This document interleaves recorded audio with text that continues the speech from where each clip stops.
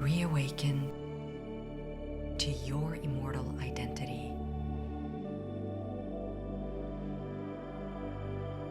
and discover life between life's wisdom.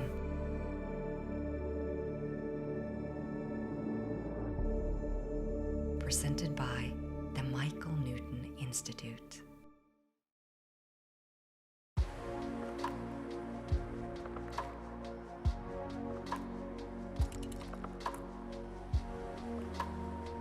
Bill Bennett is a writer, producer, and director of feature films and documentaries. In a career spanning more than 30 years, he has made 16 feature films, 4 dramatized documentaries, and 5 feature-length documentaries. He started his career as a journalist at the Australian Broadcasting Corporation. He later worked as a producer and director of documentaries on A Big Country and the Channel 7 prime time documentary series, The Australians. He then spent a couple of years working for the top-rating Channel 7 nightly current affairs show, We'll See at 7, and in 1979 won a Logie for Television Reporter of the Year. He later directed a 2-hour special for 60 Minutes, hosted by Ray Martin, which won a Logie for Most Outstanding Documentary. Bill then moved into independent film production. Bill is perhaps best known for his cult outback thriller, Kiss or Kill, which was nominated for 12 AFI awards, winning him Best Film and Best Director. He's continued to win innumerable awards and has his presence in countless film festivals across the world. He's had 2 films in official selections at the Cannes Film Festival, 4 films at the Toronto Film Festival, a gala screening at the New York Film Festival. This list is countless. His films have been distributed through most of the major Hollywood studios, including Warner Brothers, Paramount, and Universal. Most recently, he's produced and directed the widely acclaimed theatrical feature documentary, PGS, Institution is Your Personal Guidance System. Bill is also an author of a trilogy of young adult novels called Palace of Fires, published by Penguin Random House. His other books include The Way, My Way, which is his best-selling and highly acclaimed memoir of walking the Camino de Santiago, as well as a book adaptation of PGS, the movie. Friends and viewers, it gives me immense joy and it's my privilege, my honor to welcome Bill Bennett in the MNI webcast podcast series. We bring to you Bill Bennett. Hi, Bill. A very, very warm welcome to you to our Wisdom podcast series, which I take great joy, and it's such a lovely honor that I have on behalf of Michael Newton Institute. So, a warm welcome to our podcast series. And I first want to say thank you so much for your time. Thank you so much for your wonderful vibrations and energies that you're going to share with us today. Oh, crikey. I hope my vibrations and energy are up to it. I've got to speak to them, make sure they're on show. But folks, the best part is that I have to share this. I had this wonderful conversation with Bill before we were going to do this Wisdom Series podcast recording. And I thoroughly enjoyed it. And thanks to him, he shared his film with me. And I want to start with that. I saw a film on intuition that Bill has made and shared. It's very heart-touching, if I may say so. And I remember that day when I saw the film, when I was doing my prayers after that, I don't know why, I just felt a deeper connection with myself, deeper connection with that voice that speaks in silence. So if I were to look at intuition, it's as if I would say it's that internal voice of silence. And I would love to ask you, Bill, that when you made this film, when you created this film, you connected with a whole lot of people all across the world from different aspects of psychology, healing, therapy, people from different religion, different parts of the world, people who've gone through so many experiential understanding.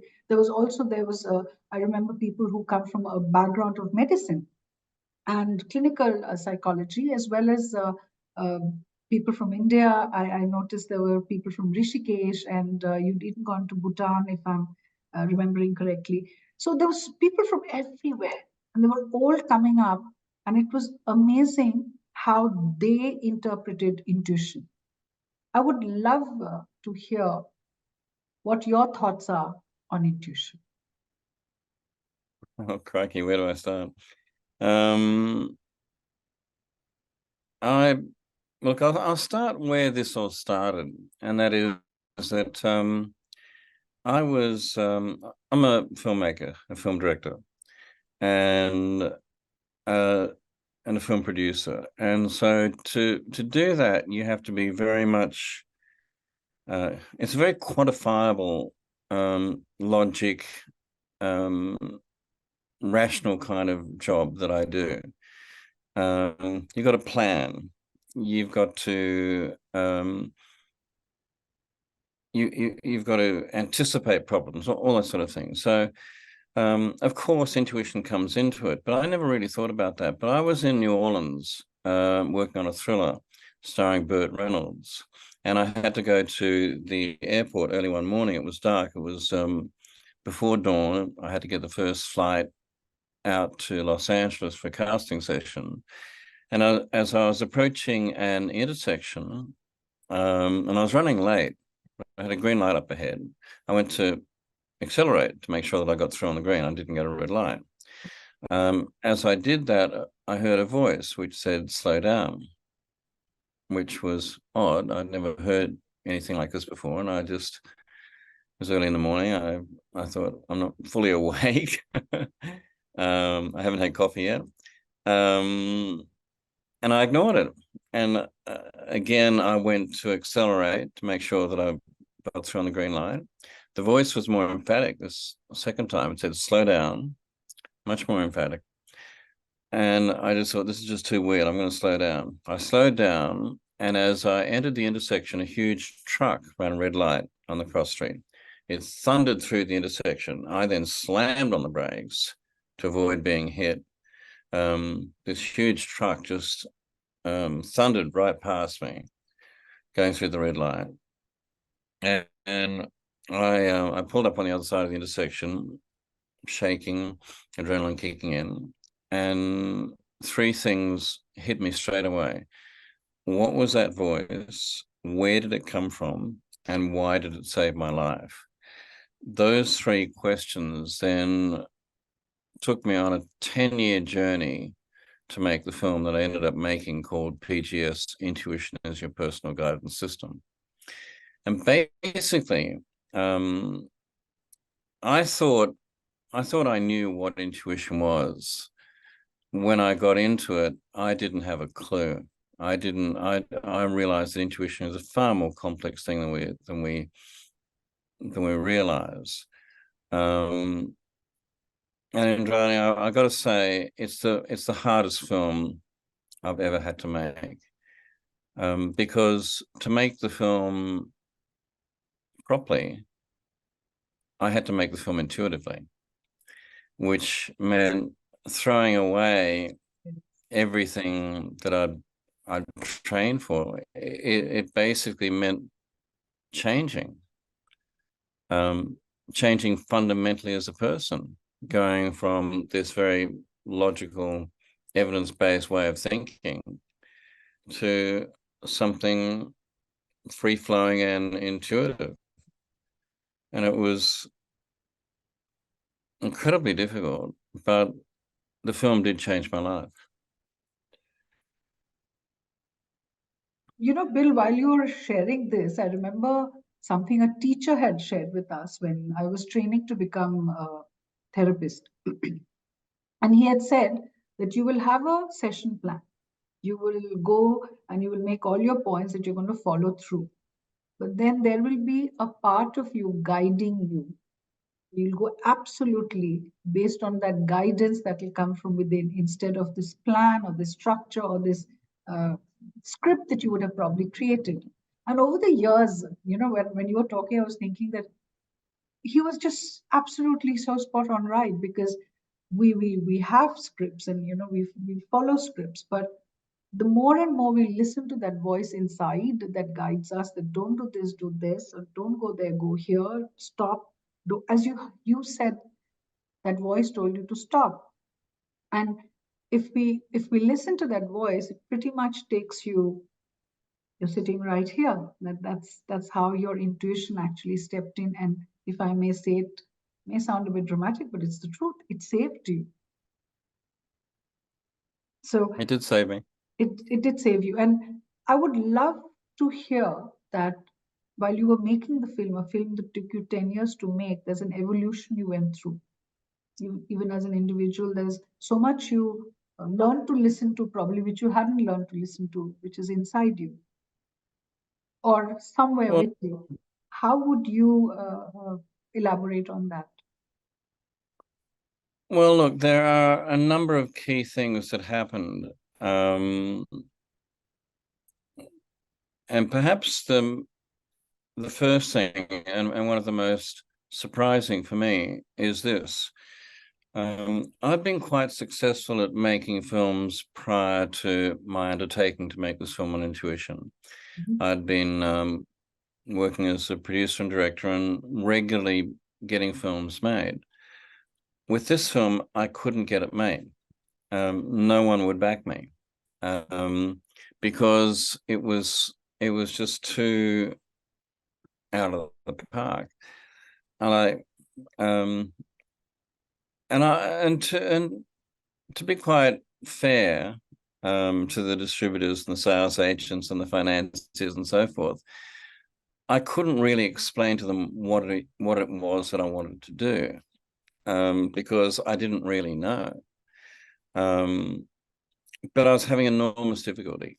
I went to bed one night after about 7 years of writing treatments and going to film markets and having meetings with financiers and sales agents and so forth, all around the world. I went to bed one night and I said, all right, in the morning, I've got to make a decision. I've got to decide whether or not I'm going to give this one last shot and see if I can make this film, or I walk away and put it all down to a really interesting experience and get back to my bread and butter job of making thrillers and romantic comedies and so forth. And so I went to sleep, and I had this incredibly vivid dream. And in this dream, I was told exactly how to make the film, and I was told to do it immediately. I was told that I shouldn't wait for the big budgets and the big crews that I normally had with movies that I'd done, and that I was to effectively jury rig it, work with a very small crew, do it myself if I had to, but I had to do it immediately. So I woke up out of this dream, and it was all in symbols, which I won't go into now, but I understood the symbols, and the symbols spoke to me very, very clearly. And I still see very vividly in my mind right now that dream, which, and you don't remember dreams. I remember this dream, and it's still very clear in my mind. I woke up like bright, eyes wide open, like, wow. And I glanced across at the bedside clock, the clock on my bedside table. It was 4:44 in the morning. And I thought, this is weird. I've just had this dream and it's 4:44. So I always sleep with my iPad by my bed, of course. And I immediately grabbed my iPad and I Googled, what does 4:44 mean? Well, up came several entries on Google. And I think I read the one from Doreen Virtue at the time, and she said 444 is a powerful angelic number. I'm paraphrasing now, telling you that right at this moment you are surrounded by your angels, your archangels, your masters, and your spirit guides. They are commending you for the work that you've already done, but they're saying you must move forward. And if you move forward following your inner guidance and your intuition, know that your angels and archangels and guides will be there to protect you and guide you to great success. Okay, so right, I'm reading this after having just had this very, very powerful dream telling me how I should make the movie. And I, at that point, did not believe in angels. I didn't believe in any of this stuff. But I thought, well, what do I do? What do I do? Do I proceed with the film as the dream told me to do? And do I do it knowing that I have this angelic protection? Or do I just put this all down to a crazy coincidence and go back to sleep? And when I wake up, I'll just move on. And here's the thing, Indrani, because I knew that it was more than just a decision about whether or not I should make this film. It really was a decision as to whether or not I should change my life. Because I knew at that moment, intrinsically, I knew at that moment that it was a moment that I could not step back from. I could never go back. If I decided to do this, the life that I had led before would be shut from me. And so it was, it was a profound moment, really, because here I was, as I say, not really making a choice about whether or not I should proceed with the film, but whether or not I should fundamentally change my whole way of life. Anyway, I went to sleep. I woke up again sometime later. I went, right, I'm making the film. And so I booked flights to India because I felt that India would be a good place to start to make a film on intuition. I went and I bought a camera and sound gear and lights. I decided that I would begin to shoot it myself. And over the next 3 years, I shot this film. As soon as I began, the universe kicked in behind me and people started coming forward, even without me asking, and offering to invest in the film. I ended up with a budget of 1.5 million, all equity investors, and the film did change my life. There's a part in the film which I was very touched by. So most of what was being shared in the film, I was constantly, while seeing the movie, I was shaking my head and smiling, because there was resonance literally frame to frame. Every individual you were speaking with, the kind of answers they were giving, the kind of observations and thoughts that they were sharing, it just completely hit me. And so I was like, absolutely. It was a yes every moment. And I'm quite sure, most people who have had experiences which has enabled them to listen to this voice within, or to connect to their intuitive side, connect what would be called the gut feel, or just that knowing, that knowingness. Because to be something, you have to have probably a knowingness sometimes, and then you reach that point of just being. But just being is when you are completely in that free flow with the universe, where there is a, a sort of resonance which is very soul level. But it brought me to those 5 points that you show in the film. And folks, if you haven't seen the film, I'm really going to request you do, because it is so beautiful. And what I loved is, even for a person who, let's say, doesn't come from a realm that, let's say, I come from, because I'm constantly dealing with clients and therapy and counseling and into the metaphysical realm. But even for someone who's not, the film is so beautiful because in a very simple but profound way, the message gets across. There's a lot of lessons in that film. And there was that lesson on that screen where there was those 5 words. And I'll request Bill to please share with us about those 5 words, because the order in which they come and what they actually give you is the essence of that film. Bill, please. The 5 words are stop, listen, ask, trust, follow. And basically, they're a roadmap for how to access your intuition.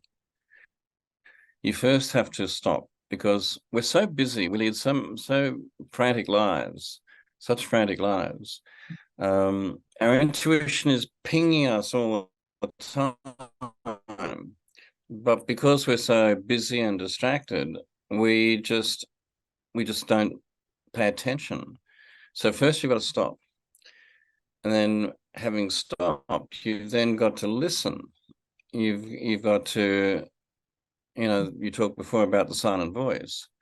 It's speaking to you all the time, but you've got to listen to it. You've got to make an effort to listen. Then you've got to ask. It's one of the really hard things that we all don't do. But spirit won't give you what you want unless you ask. So you have to ask. In the same way that I went to bed that night and I said, I want a decision on whether or not I should make this film. I didn't know it at the time, but I asked. You've always got to ask.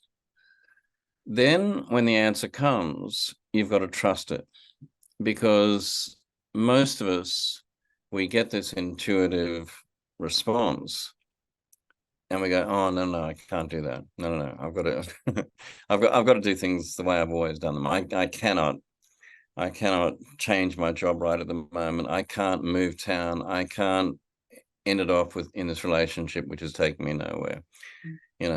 We don't trust. But if you go through those 4 steps, stop, listen, ask, trust, the last one is perhaps the most difficult, and that is follow. So having trusted the information you're given, the answer you've given, the direction you're given, you've then got to action it. You've got to put it into action. You've got to follow it. And that's one thing which I see a lot of people don't do. They get to the point where they're actually trusting their intuition, but then they don't do anything about it. And the whole, and then they turn around and wonder why they're so unhappy, or why they've got sick, or, why they've lost so much money, or whatever. You're reminding me of a very interesting experience of a phase in my life. And while you were talking, I could literally use it like a blueprint and it would completely cover that phase. And I was going through probably one of my most challenging, and at that point, it would have seemed to me a very dark phase of my life. And, time when you start questioning life itself. And I was sitting, I still remember very clearly, I was sitting and I was chanting. I had my beads in my hand. And while I was chanting, I heard a voice literally speak to me when you said about a voice. And that voice asked me to do something which was going to completely throw me out of everything that I knew as safe, comfortable, and known. And I would obviously, now I can deconstruct it or demystify it and understand that was obviously one of my biggest guides speaking to me. But at that point, it was the voice of a deity that I was praying to, who I always refer to as my best friend. He's always been with me. But when that voice said it was going to take me out of everything known, everything comfortable, everything safe.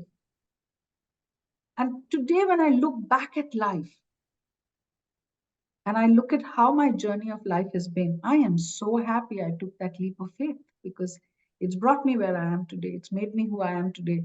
Today, if I have to share an experience of listening to that, and as you said, that last word was not just trust, it was follow. This follow makes all the difference. And what you said is so true, that even if you listen to the voice, even if you trust it, even if you've asked and got your answers, are you acting on them? So the follow factor, I mean, I would probably, if I'm writing the 5 words, that last one would be a little bolder and the font size would be a little bigger, because it's only when you act that the universe falls into place with you. It's got your back, and then you take in every support. As you said, you acted on it. You got the message, got a very powerful vision because your intuitive self spoke to you when you were asleep. That's why it woke you up. And then you acted on it.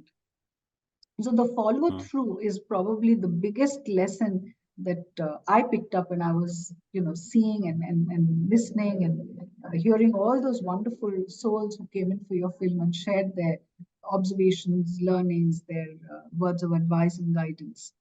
Friends, I hope you all enjoyed this session with Bill, and I hope and pray, I truly pray that we can have him back again in this space, in this forum, where he'll tell us more about his lessons, his learnings from the rest of the films he's about to create. Thank you once again for following us. Thank you again for being with us. Continue to be part of this journey, because we are not separate. We're all together in this. And Bill, once again, thank you. Thank you. Thank you so much. It's my pleasure. Thank you.